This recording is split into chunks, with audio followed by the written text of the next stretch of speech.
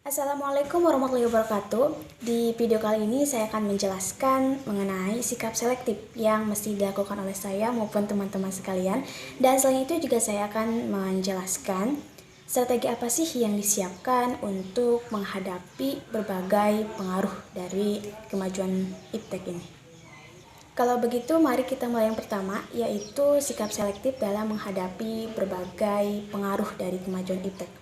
Seperti yang kita ketahui bahwa kemajuan iptek tidak hanya memberikan dampak positif saja, tetapi ada juga beberapa di antaranya berdampak secara negatif. Oleh karena itu, penting dilakukan untuk bisa memilih atau memilah berbagai pengaruh yang ditimbulkan oleh kemajuan iptek tersebut. Di antaranya, yang pertama, iptek mesti digunakan untuk kepentingan. Misalnya di masa pandemi ini kita kan nggak boleh melakukan KBM di sekolah seperti biasanya, dikarenakan untuk memutus rantai penyebaran COVID-19. Jadi kita tidak boleh sampai berkerumun.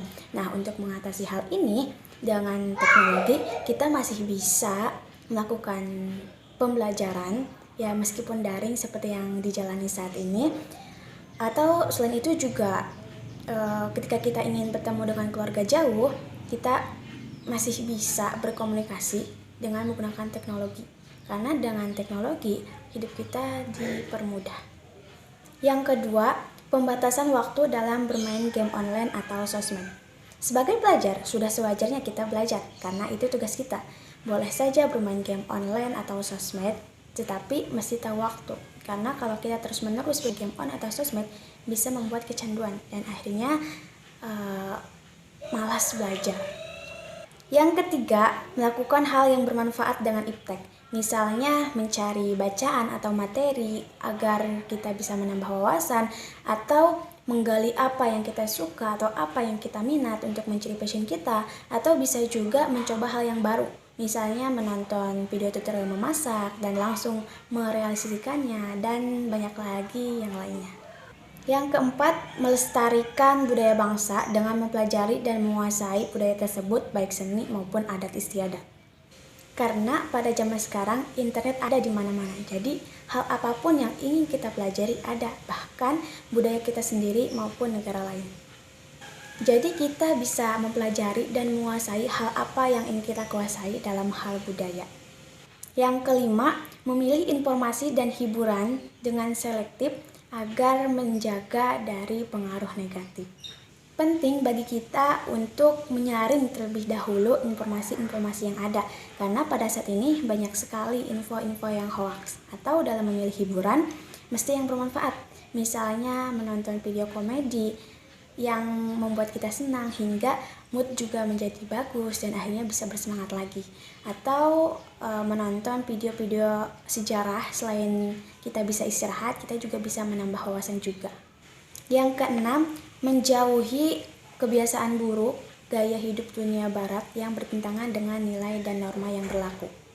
Seperti meminum minuman keras, menggunakan narkotika atau obat-obatan terlarang, dan pergaulan bebas. Mungkin itu saja poin-poin yang dapat saya sampaikan. Sekarang lanjut ke nomor 2, yaitu strategi apa sih yang disiapkan untuk menghadapi pengaruh dari kemajuan teknologi ini.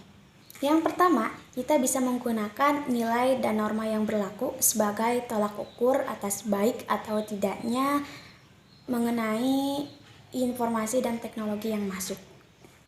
Yang kedua, membangun sikap selektif terhadap pengaruh dari kemajuan iptek.